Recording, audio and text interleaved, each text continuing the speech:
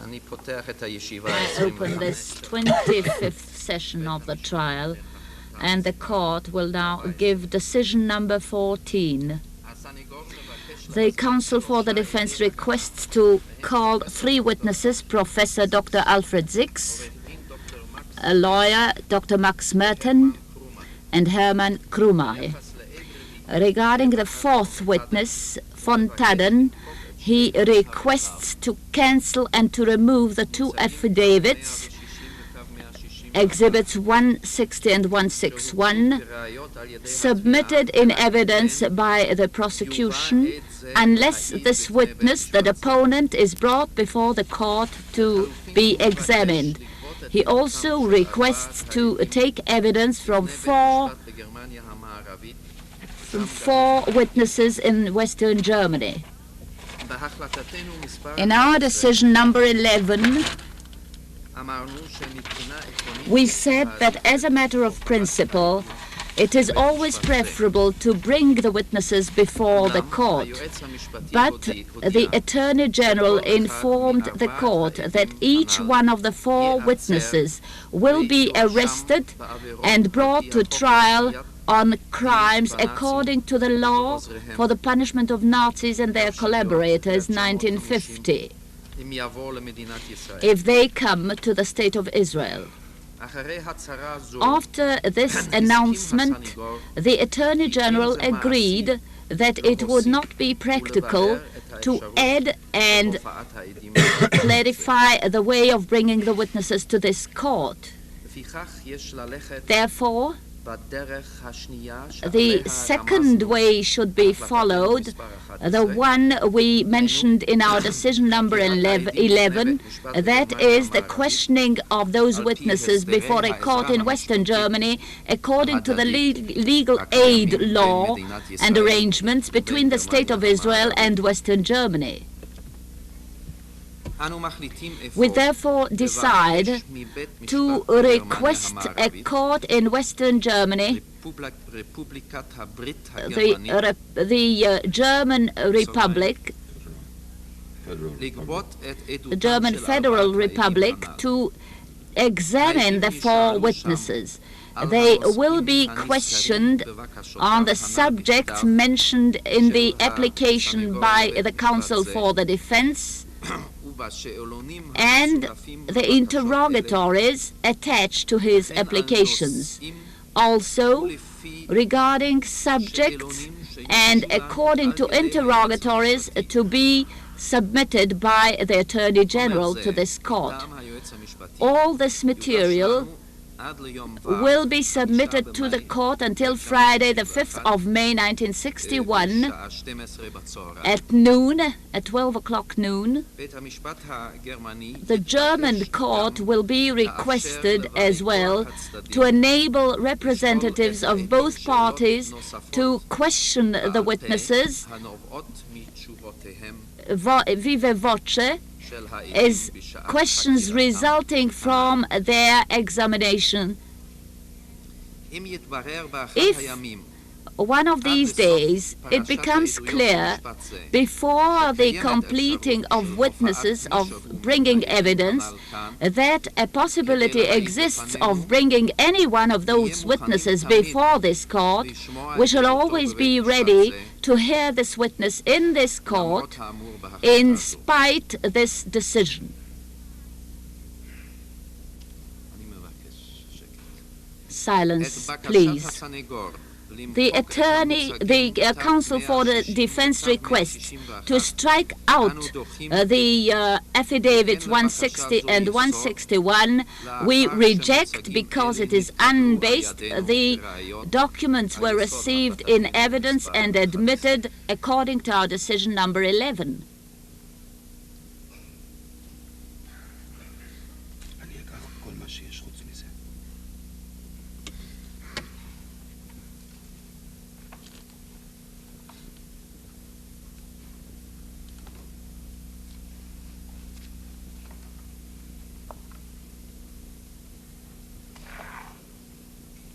Dr. Servatius, you must submit to court as early as possible the address of von Taden, as was decided yesterday. Ich glaube, ich bin in der Lage, bis zum Servatius, 5. die Adresse anzugeben. I will be able to give the address of von Taden until the 5th of May. The court also requests the counsels, the Attorney General and the Counsel for the Defense, to apply to the German court when the time arrives to hurry and hasten the examination of the witnesses. We did not include this in the decision, but this is a request to both counsels. Attorney General, on our part, we shall send it by special dispatch.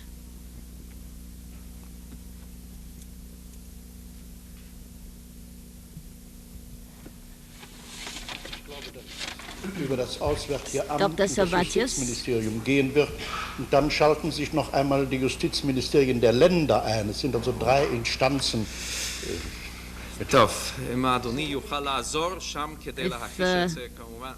the court can help, of course we shall do so to hasten up the matter, because as we said in our previous decision, we have a time limit. Dr. Servatius, I believe that on our part this will be submitted through the Foreign Ministry and the Ministry of Justice, and then the Ministries of Justice of the federal states. There will be 3 stages. Dr. Servatius, I shall do my best to hasten matters. President of Court, we shall... I will ask Yitzchak, but Yitzchak, your husband, was not in the ghetto in April 43. Will you please tell the court what happened in April 43, before Easter, before Pesach? The 18th of April 1943 was the day before Pesach. 2 days earlier, the Gestapo man, Brand, walked into the community council office and said that he believes that the council does not take enough care of the Jewish children. There was not enough food, not enough vegetables, and he suggests that kindergartens would be put up so the Jewish children could play and laugh, because he was certain that those Jews who remained in Warsaw are productive and there was no danger of deportation. We already had experience, and we knew that if there were any rumors and there was such a promise, that was a bad omen, and therefore there were various rumors during the last few days were spreading in the ghetto that before Pesach the Germans were making ready to liquidate the ghetto in Warsaw. Immediately after those rumors spread, there were others who heard from one German or another the same words of encouragement that we shall stay and we shall remain. But on the 18th, our Jewish policeman, who was a member of this underground organization, and said that the Polish policeman told the Jewish policeman that they do not know exactly when, but something will happen tonight. Of course, we, the Jewish fighting organization, which existed and was organized in the ghetto and had fighting units, and each group had its post, we declared this as a state of readiness. Everyone will man his post, and in the evening at about 12, this policeman came and said the ghetto has been surrounded. Members, Excuse me, at that time the Jewish Council no longer had any control. You were in control, is that correct? this was even earlier, between January and April, or even earlier, the Judenrat itself took orders which we issued and we published in Warsaw. This was a time the Jews obeyed. Please proceed. We divided, and I went to a post, Nialivki 33, and the commander of that group was Zacharia Auster. The other comrades, Hanilevich and others, went to their posts. Mordechai Anilevich came to Miller Street 29. What did we say to the Jews on that night? We told them, he who has arms will fight. And we did have arms, not only the fighting organization, but Jews who did not belong to the organization. And we said, he who had no arms, women and children, will go down into the bunkers. And on the first opportunity of chaos, of our fighting, let them go into the Aryan parts, go to the woods. Some of them will be saved. And of course, to the fighting groups, we said, we did not have to issue orders. The young men and young women for months were waiting for this moment to come when they would be able to shoot Germans. And the moment arrived. When morning came, I was standing in an attic on Nialewski Street 23, and I saw the thousands of Germans surrounding the ghetto with machine guns, and all of a sudden they started entering the ghetto. Thousands, armed as if they were going to the front against Russia. And we, some 20 men and women, young. And what was our arms, the arms we had? We had a revolver, a grenade, and the whole group had 2 guns and some bombs, homemade, prepared in a very primitive way. We had to light it by matches and Molotov bottles.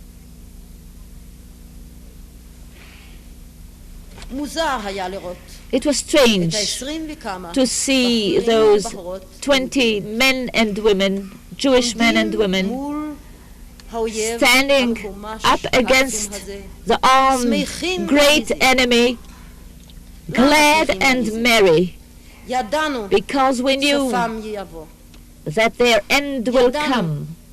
We knew that they will conquer us first, but we knew that for our lives they will pay a high price. And it is difficult to describe. Many of you will not believe that when the Germans came up to our posts and marched by, and we threw those hand grenades and bombs and saw German blood pouring over the streets of Warsaw, after we saw so much Jewish blood running in the streets of Warsaw before that, there was rejoicing. The tomorrow did not worry us. The rejoicing amongst Jewish fighters was great. And see the wonder and the miracle. Those German heroes retreated, afraid and terrorized from the Jewish bombs and hand grenades, homemade, and after an hour we saw the officer hastening his soldiers to retreat, to collect their dead and their wounded. But they did not move. They did not collect their dead and their wounded. We took their arms later. And thus, on the first day, we, the few, with our poor arms, drove the Germans away from the ghetto. Of course, they came back. They had enough arms and munitions and bread and water, which we did not have, and they came back. They came back on the same day, once again, reinforced with tanks, and we with our Molotov bottles set fire to a tank during this fight, not from the post I stood, but another group. And on that day, when we met in the evening, we saw and we reported, we saw that our very poor arms, the number of killed was small and negligible, altogether 2, and the number of wounded. And we knew that on that day, hundreds of Germans fell dead and wounded. And when once I met on the Aryan side, a year after this uprisal in the ghetto, and when I saw a German who had only one eye, he told me that on that day, on Yalevki 33, he lost his eye fighting the Jews. And this was a big battle because we had many dead. I did not know at the time to appreciate our fight. But if one can, after years, when I saw my nation go on the last journey, then there was some consolation in this fight. The fighting continued for a number of days at the same pace. The Germans could not beat us, and from time to time retreated. But not all the days were like the first days. We had more victims and we killed less Germans. But the days which followed, the Germans changed their tactics, and they forced us to change our tactics. From fighting from our posts on the streets, we went over to a system of fighting in small groups. We separated into many small groups who during the night would find houses, posts, and simply set ambush to the Germans, and Germans would not come in large numbers but only in small groups, and they, like us, our feet wrapped in rags so that they do not hear our steps, and they in rubber-soled shoes, one in search of the other. But we knew the terrain well, we knew the houses, we knew where to hide, attics and cellars the Germans did not know. And thus, for days, the fighting continued. Life in the ghetto during that week, it is difficult to describe. I lived in this ghetto for years. Jews were waiting, they were embracing and kissing during the first days. And although it was clear to every one of us that it is not certain, or it is almost certain that we would not remain alive, but this feeling that a Jew lived to see avenging his brothers, but there is no revenge. But we fought for our lives, we fought back, and this made our lot easier and made it easier to die. I remember the second day of this uprisal, this was Pesach, and in one of the bunkers I met a rabbi, Rabbi Meisel. We had connections with him, the underground, also on ordinary days. This underground not always was helped and encouraged by the Jewish people. They were not always well received. Some of them thought we caused damage to the life of the Jewish community there. The collective responsibility, the terror the Germans succeeded in putting on the Jewish people. And when I came into the bunker, the rabbi stopped the ceremony of the Seder and said, "You are welcome. I die a happier man now. I wish we had done this earlier." And thus the fighting continued for days. We, from the very first day, were looking for contacts with the Aryan side. We had a number of friends, Yitzchak Zuckerman amongst them, on the Aryan.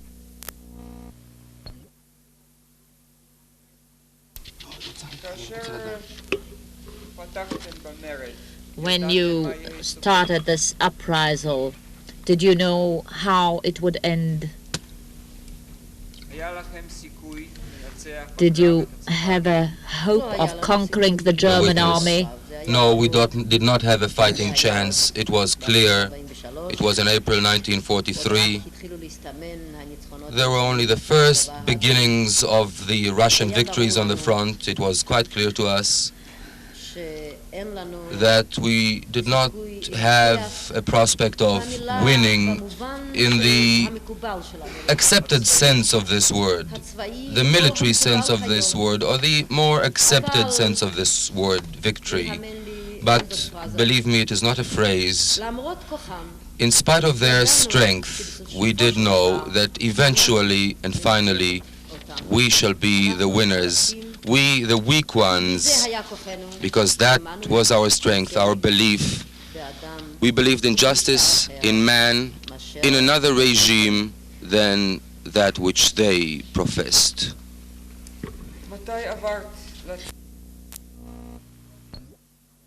Ostrowiec, when he arrived, Opatov, Apt is the name of the town, a Jewish community, and the community of Ostrowiec, Kielecki. And I heard the news from him. I am from Vilna myself. I was born in Vilna. In Vilna, I left behind my parents and all my relatives. And here he brought this tragic news from Vilna. While still a child, I had played among the trees in Panari, and here he spoke about Panari. My Vilna, the Jews of my Vilna were being killed in Panari, my playground. I merely wished to say this in order to explain this unusual shock which I received. And I knew then, that night, I did not really know what to do.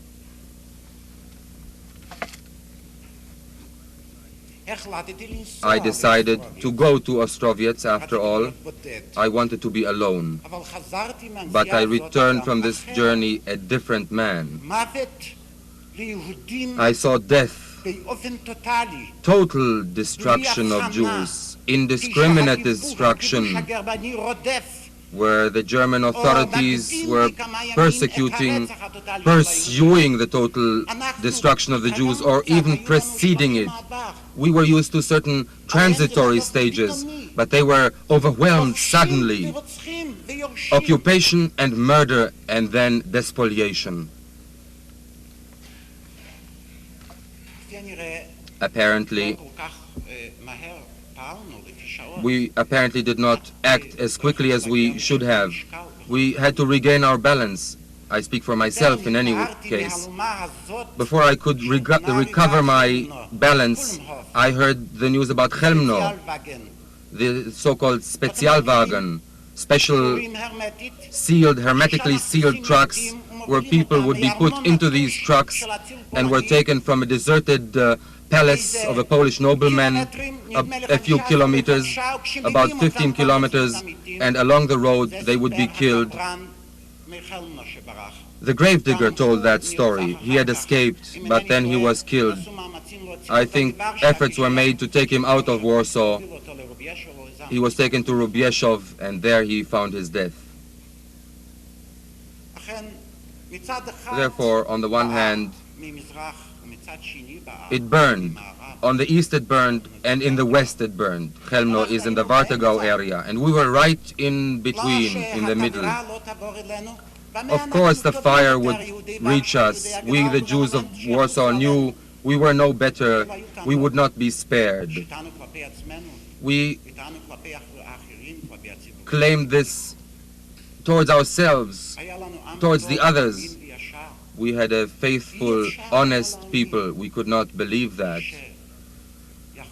We could not believe that such a thing could happen. Mass destruction, mass murder of the entire Jewish nation. No, this we could not believe. Even earlier, after the war had broken out, the invasion into Russia, we thought perhaps we must start building a military organization, a Jewish military organization. If I may, I should like to say, it is impossible to evaluate this Jewish underground in its isolation from the general Polish underground. One must see this in perspective, and I do not mean now the wider, much wider matters. But although we were cut off and isolated in the ghettos, one must see the interaction with these various other forces. We must take this into account, this entire picture, up until the time when the Jews of Warsaw were murdered. There was no sign of light. We did not know of El Alamein and Stalingrad. They did not exist for us when we were in Warsaw. And the Jews of Warsaw, when they marched to death, they did not know of even the first single Allied victory. There was isolation. We thought the entire world was being defeated. The undergrounds all over the world had not yet started operating. In Paris, it was the time when the Allied powers were approaching. In Warsaw,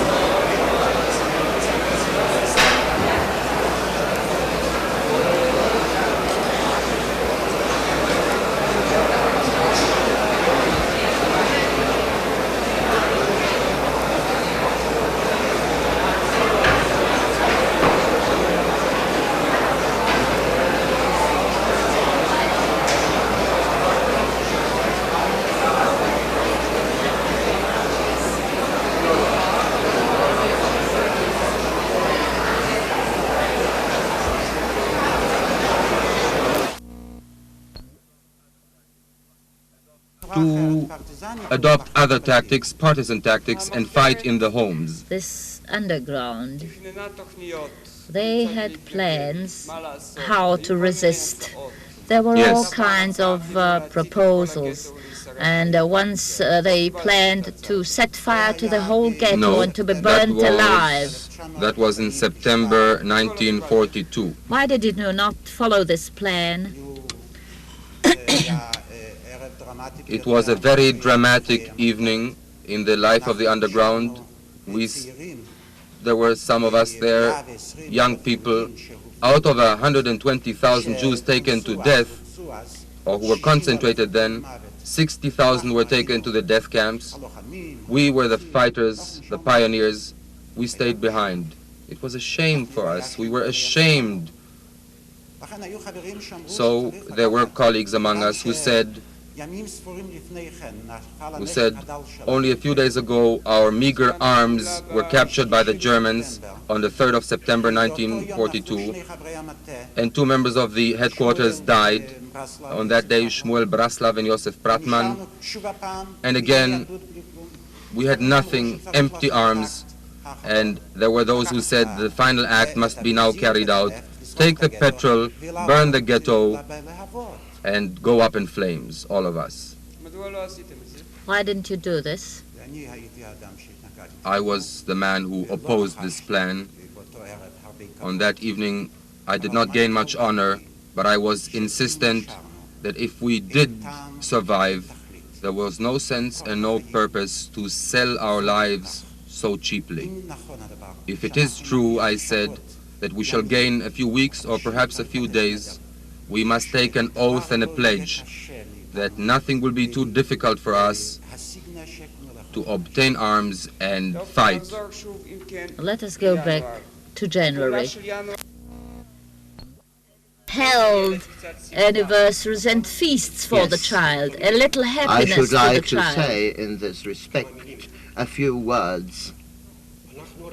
We saw what the situation was like, and we wanted to alleviate the burden of the grim and dreary life of tens of thousands of children, and therefore we decided to organize a month of the Jewish child in the ghetto, and also the holiday, the feast of the Jewish child in the ghetto. The last feast before the terrible, heinous action which set in on the 22nd of July 1942, we still managed on the 5th of May to organize this Day of Jewish Child, and in all the institutions, in all orphanages and boarding houses, in all the kitchens, there were celebrations going on. There were performances of children in full swing.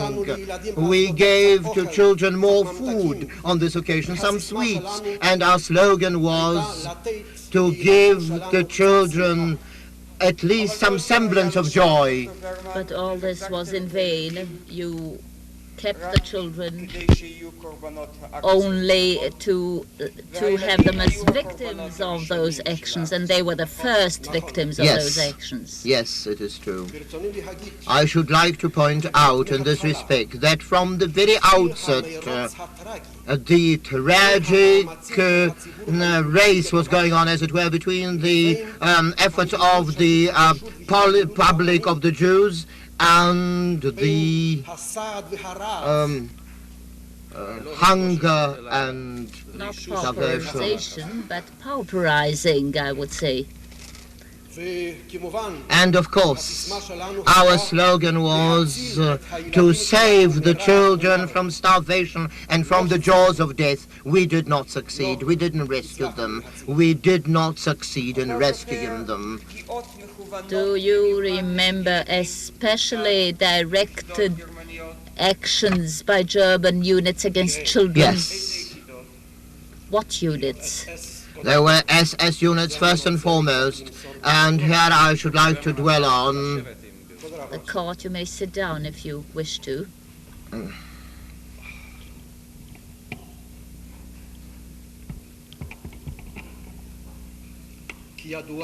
As it is common knowledge to almost everyone, the first great large action aimed at the extermination of Jews began on the 22nd of June 1942, July 1942. On that very day, the first victims were the Jewish children, and I shall never forget the harrowing scenes and the blood-curdling incidents when the SS people with their headsmen most cruelly attacked children roaming in the streets, took them by force to carts, and I remember fully those children were defending themselves. Even today, the cries and shrieking of those children is clear in my mind. Mama, mama, mother, this is what we heard. Save us, mother.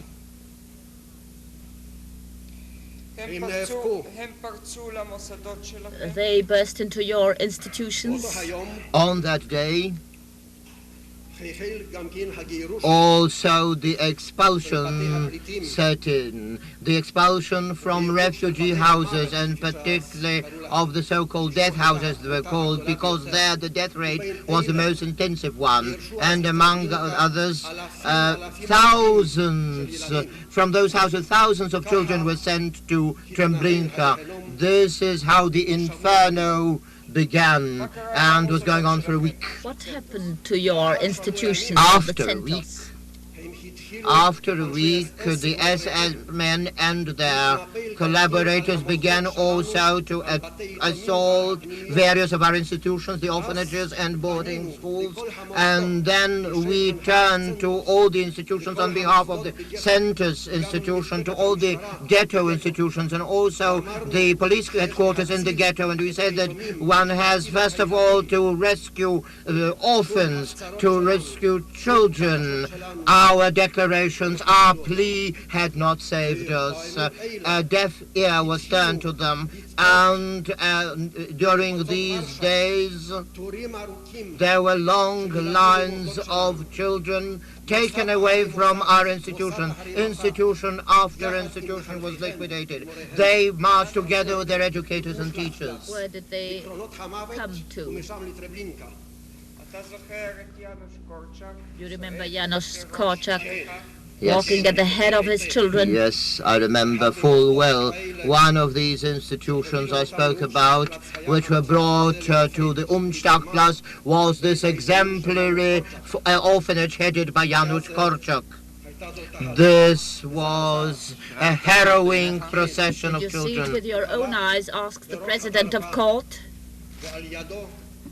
He was heading the procession and seconded by two children, and after him the chief educator Stefania Gilczynska from this institute, together with little children. They were marching on together with a large group of Jews who were taken in that horrible action, what they called it.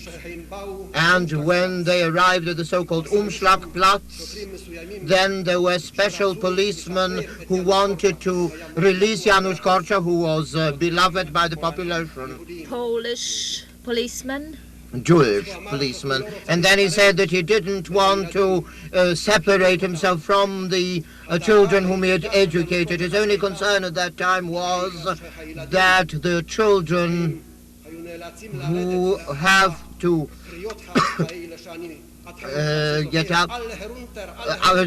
off, because the policeman said, "Herunter, get down." I'll never forget it, the way the Germans were shouting at them, "Alle herunter, get all off." And his only concern, the only concern of Korczak was that the children had no time to dress properly. They were barefooted because they had no time to get dressed. Stefania Gilczynska told those little children that they were going on a trip, that this was a little outing, that at last they're going to see fields and forests and the flowers they were yearning for and hankering after, which they've never seen in their lives. And one could see a smile flickering on the pale lips of those children.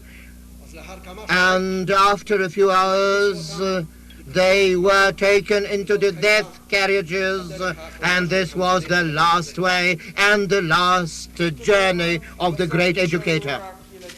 And then there were only few children left in the ghetto. There were many parents who tried to hide their children in the Aryan side of Warsaw. Yes. And the children, there were children over there, started to be little vendors on the street, cigarettes, papers, beggars, but the SS was after them even there. Yes. And when they got them, their fate was similar, extermination. Yes. I should like to add that apart from these institutions, let's say the boarding houses and the orphanages, within a few weeks were exterminated and liquidated the hundreds of the institutions, together with all the educators and teachers. And in the peak period, we had about 1,000 workers, let me say psychologists, workers, nurses, teachers, educators. All of them were killed. All of them were extirpated, together with children. 4,000 children were concentrated only in orphanages and boarding houses. But all in all, the tragic total of this operation, we can say without any fear of exaggeration, 100,000 Jews of Warsaw Ghetto were killed by the Nazi murderers. Over 100,000 Jewish children found their dead in the gas chambers. Dr. Bermann, and later you were one of the commanders of the ghetto resistance, the Jewish resistance movement. We already heard about that. You saw the children who took part in this battle of the ghetto. You saw the little heroes. I would like to say a few words about it. When the disaster came, then our main objective was to mobilize in two directions. First of all, in the direction of the Jewish fighting anti-Nazi underground, and we did our utmost in order to organize the youth, the workers, the intelligentsia in the underground movement, armed anti-Nazi underground movement, and I participated in the setting up of the first organization of the armed underground of Jews in the Warsaw Ghetto, in the anti-fascist bloc, which was set up under the initiative of the PPR, the Polish Workers' Party. Already then, in that particular bloc, participated also youth and children. Let us come again to the period of the No, during the uprising, I was one of the delegates of the fighting ghetto in the Aryan part. Let us leave this chapter. Tell me, please, after the war, you went to visit Treblinka camp. Yes. I do not ask for evidence regarding Treblinka, because we shall submit to court the evidence in due time. But can you please tell the court, what did you see there in the fields? When I arrived there, it was a few weeks after I had been liberated by the Soviet Army. It was in January 1945. I saw the sight which I shall never forget, will never fade into oblivion. A tremendous area of many kilometers, and all over this area there were scattered skulls, bones. Tens of thousands, and heaps of shoes, piles of shoes, and among them tens of thousands of little shoes of little children. You picked up one pair of shoes which you brought with you. I brought a pair of shoes of children. A pair of shoes you kept until this day, picked up on the fields of Treblinka.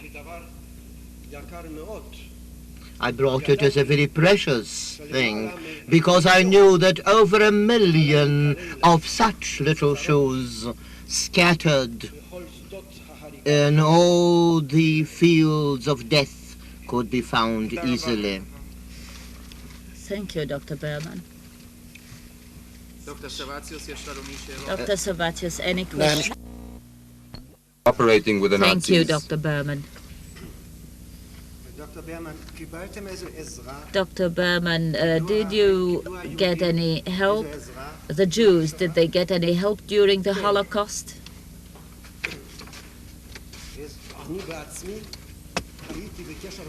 Yes, I myself was in constant touch with the Polish underground and with institutions for helping children, Polish institutions in the Aryan parts of Warsaw.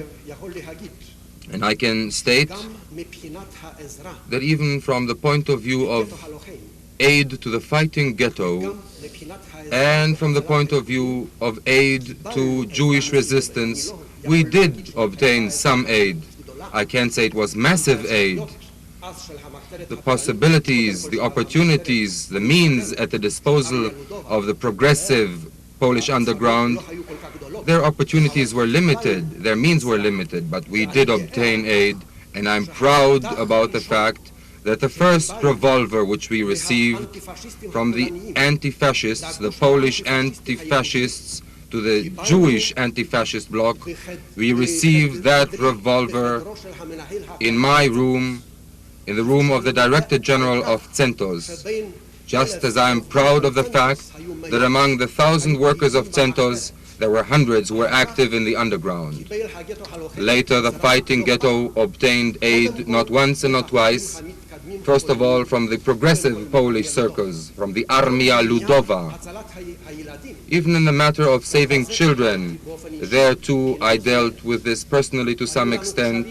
We had contacts with the Polish aid to children organizations and the progressive parties, Catholic circles as well, and a certain number, I think one could say thousands, not many thousands, but thousands of Jewish children were saved thanks to aid from these Polish organizations, these progressive and Catholic Polish organizations. Judge Halevi, how were they saved? By transferring them to the Aryan side?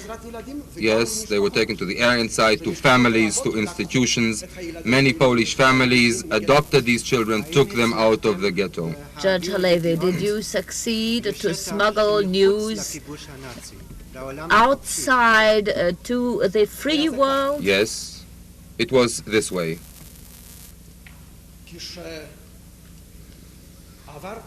When I crossed over into the Aryan quarter, that was on the 6th of September 1942, on the day when the big Umschlag, the big action began, when I heard that this was the last moment, then in the Aryan quarter, thanks to my connections and connections established by other friends with the Polish underground, we set up a Jewish committee, a national Jewish committee underground in the Aryan quarter.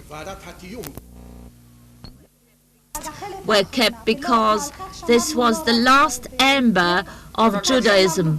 Not only in the ghetto, we kept those embers in prison, in extermination camps, even in Auschwitz. You were in Auschwitz. I see the tattoo mark on your arm. After being arrested by the Gestapo. There too you kept holidays and Sabbath. There too. May I tell the first terrible scene I witnessed, although I knew that I would keep Jewish tradition wherever I would be. We came to Auschwitz on a Wednesday, and after we were left on the 18th of January 1943. We were put into blocks in Birkenau. They were stables. We received wooden shelves on which to sleep. One of the first things we did, I myself and my friends who came with me, was to find acquaintances amongst the inmates of Auschwitz, and we found such friends. One of the first things we did was to ask them to the candles, and on the top shelf of our block, we were at the time 10 to 12 girls. We lit those candles. There was no electricity at Auschwitz at the time, no floors, no sanitary conditions. We lit the candles and, of course, quietly began singing songs for Shabbat. We did not know what was happening around us, but after a few minutes, we heard a choked crying on all the shelves around us. First we were frightened, and then we were moved. And then we saw that they could jump from one shelf to another. And there were Jewish women who were there already for years. They gathered around us. They listened to our prayer and singing. And then there were others who came off their own shelf and asked to be permitted to bless those what candles. youth movement did you belong to? The Akiva movement. This was the first terrible scene. Later, those in the block got used to the idea that we had candles lit for Shabbat night. We had no bread, but we did manage to get hold of candles. We fast on the Day of Atonement, on Yom Kippur. We did not eat bread at Auschwitz on Pesach. We collected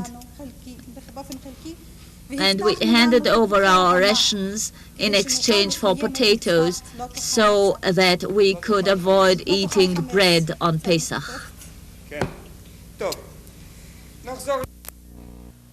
Very early learned after the first deportations, we heard rumors about the direction of those deportation trains. And then we came to a decision that we cannot go and be slaughtered like sheep. We cannot stand with folded arms and look on as our parents or children, brothers and sisters, were taken away from us and not do anything about it. Of course, it is easy to relate now, but it was very difficult at the time. The first thing we did, after we learned the aim of those deportations, were to send warnings to all Jews.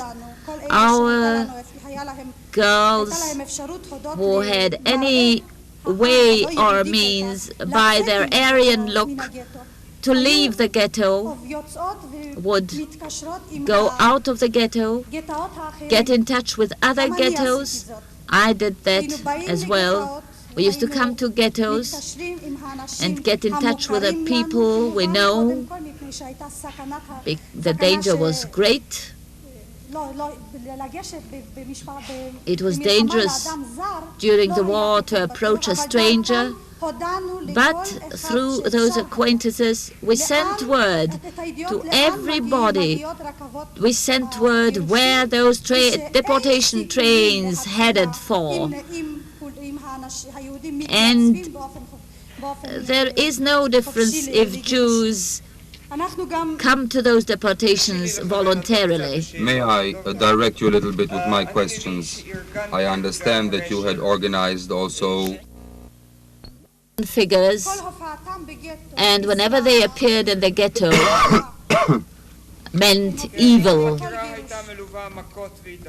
Were there beatings and was there torture during the interrogation? Yes, I was beaten up badly, but I was not unconscious.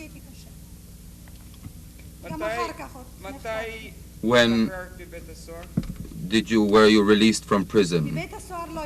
From prison, I was not released. I was transferred to Auschwitz. And I stayed in Auschwitz until the end of November 44. And then 5 or 6 additional camps, always for forced labor. And in many places, we tried to sabotage. In Auschwitz as well, there was an underground. We did not obey orders all the time in Auschwitz. We tried to spoil and sabotage wherever we could. I point it out because The place of the uprisal in the history of the Holocaust is small, but the attempt to revolt and to resist was above. What was your type What of is the really type of known. labor which you did at Auschwitz? I was demolishing houses. Demolition of houses? I pulled down houses. I drained swamps. I stood in water up to my knees. And then in camp, I was caught because we kept up a contact with our young men. And for smuggling news, then I was transferred to a punishment commando. In Auschwitz, I had a special uniform with a red patch on my back. I was in jail within the camp. We used to go out to the most difficult labor. We were to rise at 3 in the morning in the cold, stand in the snow, and then we were returned after sundown, accompanied by dogs, and if anybody lagged behind, the dog was set upon him. Our food rations were less than that given to the other inmates of the camp. And then I was saved by my friends who smuggled me out into a transport sent to Breichenbach. Mr. Hausner, now when you were in prison, you learned that your husband Dolek died in an underground operation. Yes. Prisoners reached those who took part in the action of the Christmas 42. This was one of the known and big actions for which we prepared a long time, and in order to implement our plan, we obtained arms and prepared bombs to issue pamphlets and leaflets. And on Christmas night, our comrades in groups approached a cafe, a German cafe, patronized by Nazi officers, and threw a bomb into the place. Tens of Germans were killed and wounded. And as you heard, there was an exchange of shots with the Germans, and the shelter where Dolek was hiding was discovered.